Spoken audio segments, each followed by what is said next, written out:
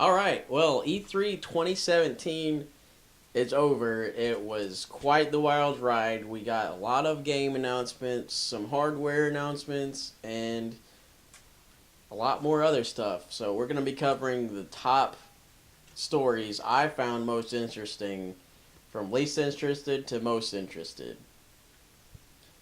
Alright, we're going to kick things off with Xbox One announcing backwards compatibility for Xbox games, which I thought was really cool that they are going all the way back to the first Xbox, so that way you can just pop in that disc or download the game to replay those games. Although most of the, in my opinion, games worth playing on the original Xbox have HD remastered collections already, so I mean, it's kind of cool that they're doing it. So that's all. It's always good to have backwards compatibility. Right, and now we have more details on the Nintendo Switch version of Skyrim. We got to see some motion controls, which look interesting to play with. And the main thing is we got to see that the game has amiibo support. So you can do literally like in Breath of the Wild and just scan an amiibo, get a chest, and it looks like there's some specific console exclusive Nintendo swag in it. Like it showed him, this dude in Skyrim, having the Master Sword and the Highland Shield and the Champion's Tunic. So that was really cool. And another big one was Lord of the Rings Shadow of War, which looked really cool. It looked like it has improved on the first one in every way. Like the combat looked better, the Nemesis mechanic looked better, and it all just looked pretty great, honestly. And I hear the first one was good to begin with, so the fact that they improved upon that is really, really cool. Next we have the Mario and Luigi Superstar Saga remake / reimagining. It looks like a remake of it, but it also looks like there's more content of where you basically play it as the Goombas and Koopas, Bowser's minions and whatnot, trying to get Bowser back from Fawful and them. It looks cool. I've been wanting to play the original again, so I might just wait until this comes out to play that. Then we got details on the Horizon Zero Dawn DLC, which looks awesome. I really love Horizon Zero Dawn. The original story was impeccable.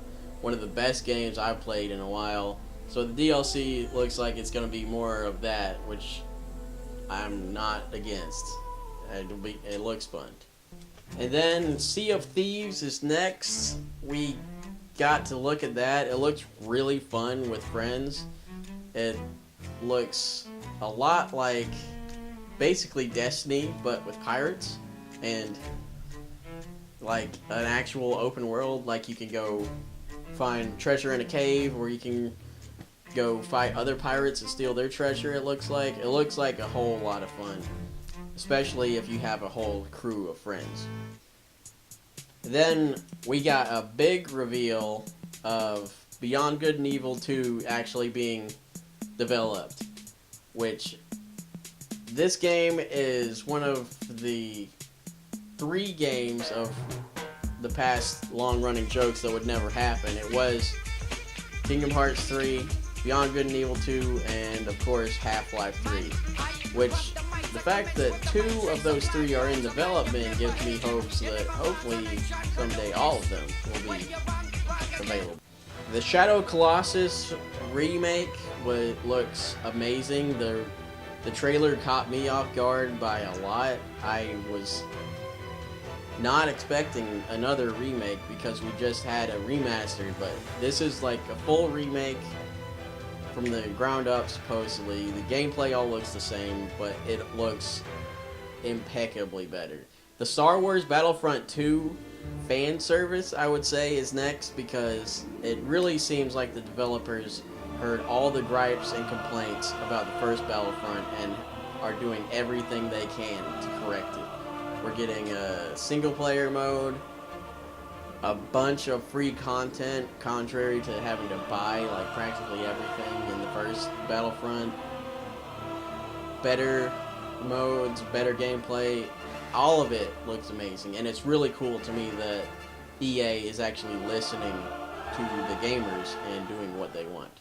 Dragonball FighterZ looks awesome. It really is an amazing looking game as far as the art style. It's like a 2.5D fighter. It looks straight up like it's hand-drawn sprites, kind of like the DuckTales remaster, but Dragon Ball style. It looks like a beautiful game, style-wise. Play-wise, it looks super fast, super intense. There's 3v3 fights, so it looks like you get to pick 3 fighters and you fight 3 fighters, so that's going to be awesome. It looks incredible. Next, the announcement that Minecraft is going to have cross-platform play with everyone caught me off guard by a lot. Like, that's something we have been wanting forever.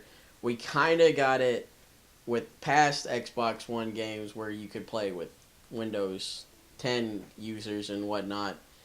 But Microsoft straight up showed a Nintendo Switch in their conference. I thought it was really cool that they did that. But Minecraft with cross-platform play, so everyone can play, is amazing. Alright, and getting down to the top 10 items. We have Rocket League coming to Nintendo Switch, which doesn't sound that worthy of a top 10 alone, because the game's been out for a year plus, so, you know. But it's coming out on Nintendo Switch with Nintendo exclusive items like Mario hats and whatnot, and has cross-platform play. At number 9, we have the new Kirby game for Nintendo Switch. Looks like an amazing game, mixing all of, in my opinion, top 3 best Kirby games attributes into one. Then we got the announcement for the Nintendo Switch Pokemon game at number 8. This sounds very cool, how we're finally getting a console Pokemon game. And hopefully, seeing as how what Nintendo did with Legend of Zelda Breath of the Wild and Super Mario Odyssey, how they're changing up their franchises. Hopefully they change it up and we get like the open world Pokemon game everybody is wanting. That's my hopes. At number 7, we have Anthem, the new BioWare IP. The game looks really cool. I don't know what the plot is, but judging off BioWare, it'll probably be good. The graphics look great. The gameplay looks fun. Can't wait to see more about it.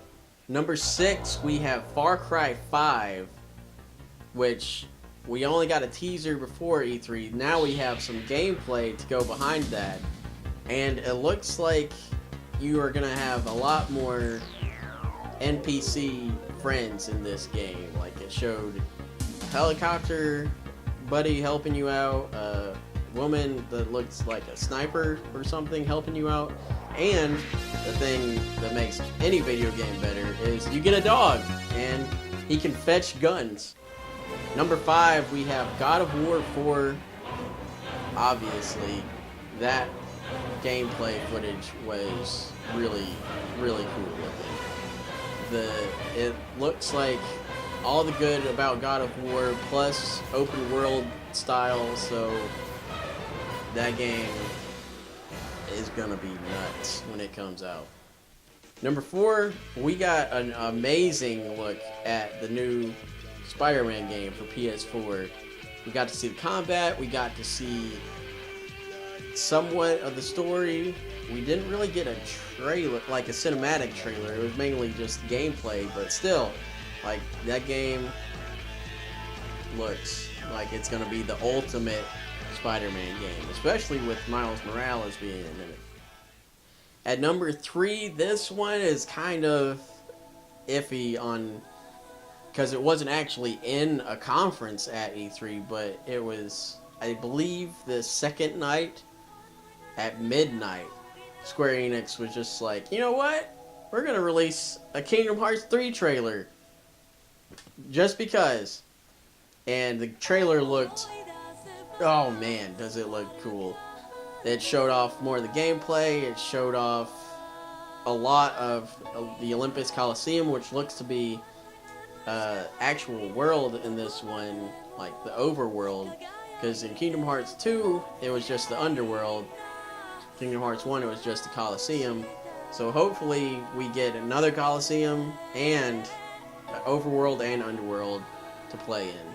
Even the Titan fight it showed of Sora running up the mountain fighting the Rock Titan looks better, because that was in the 2015 trailer, and now we're in 2017, and you can see like the rain reflecting the moonlight and stuff. It looks way better for the time that's been between those trailers.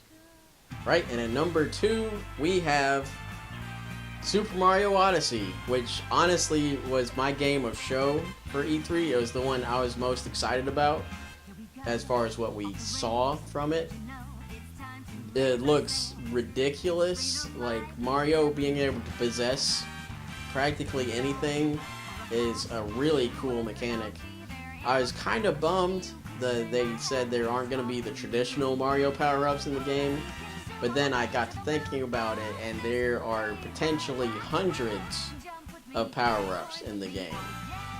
So, I mean, it's I kind of wanted like B Mario or Cloud Mario to come back or something similar to that. But if we can just possess practically every enemy, I'm down for that. And the gameplay they showed made it look like all the enemies are very varied in their abilities. So that game looks amazing. It's going back to the Mario 64, Mario Sunshine style, and I can't wait for it. Plus, we got the announcement that it's in October, so that's going to be great that it's coming out sooner than expected. And then at number 1, we have the big one, big 2, I should say, is that Nintendo announced 2 Metroid games this year.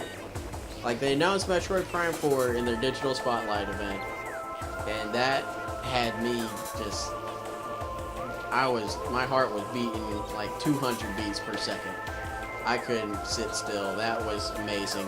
And then afterwards, after the digital event, Treehouse starts, and then they just instantly go into a trailer for a new 3DS game, Metroid Return of Samus, which is a remake of Metroid 2, which previously was only available on the original Game Boy, with the nasty like green calculator looking screen and everything. So the fact that this game is finally getting remade has me super excited. It's actually one of my favorite Metroid games, and it's getting remade. We have a map this time. It's awesome.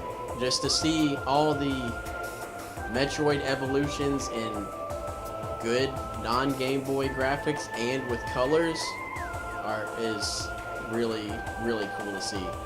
Metroid Prime 4, we got that announcement, and yeah, that is really cool, but I doubt it's going to be coming out anytime soon.